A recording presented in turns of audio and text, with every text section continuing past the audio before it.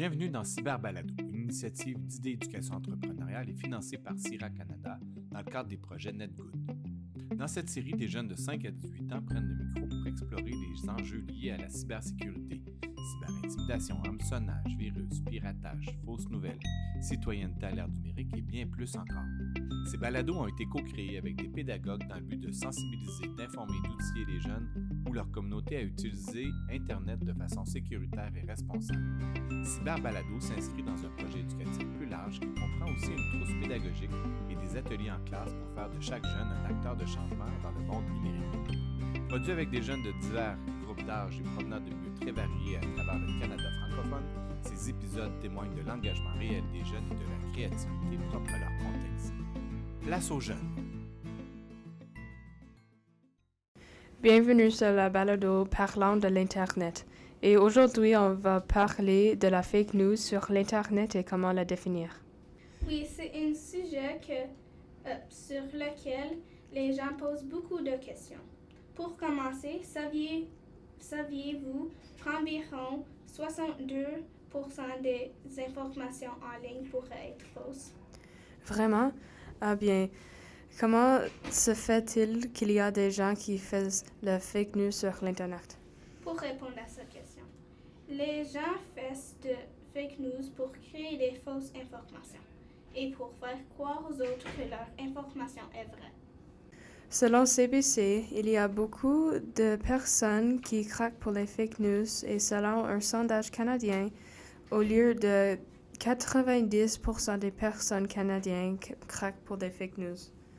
Le sondage était constitué de 25 229 utilisateurs d'Internet, avec 52% des personnes craquent pour la fake news, mais vraiment, 33% des personnes disant que ça arrive parfois et la dernière 5% dit que la fake news leur craque très fréquemment.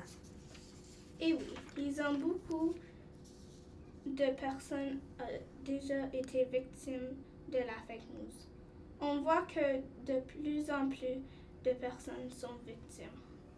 Je regardais les nouvelles sur notre tablette de famille et sur ça, il y a beaucoup de choses de la série Stranger Things. J'ai vu des bandes annonces pour la nouvelle saison qui sort en octobre, mais j'ai remarqué qu'il y avait des scènes d'autres films dans la bande annonce et immédiatement, j'ai vu que c'était faux. Merci de nous avoir raconté cette histoire.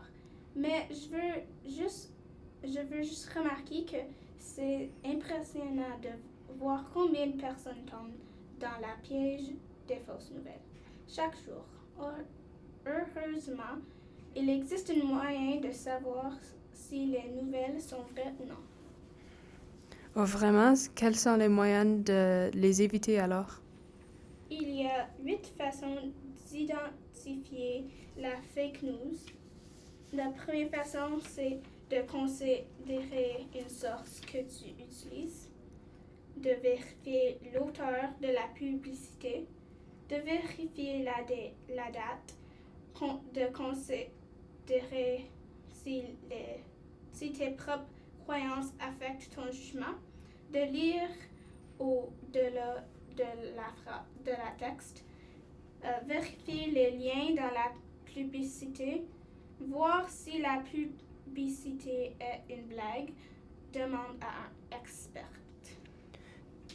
Tu peux aussi vérifier la section à propos de nous sur le site web et tu peux vérifier la grammaire, les ponctuations et l'orthographe. Les fausses nouvelles qui l'air réel peut être facile à trouver avec des méthodes spécifiques où l'article va être évident qu'il est faux. Maintenant, on est à la vraie question.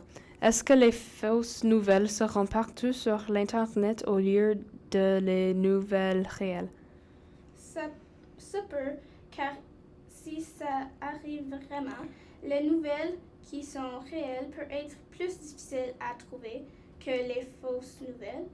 Et cela peut être mélangeant pour des personnes car pour beaucoup de gens prennent des décisions qu'ils ont vues sur l'Internet.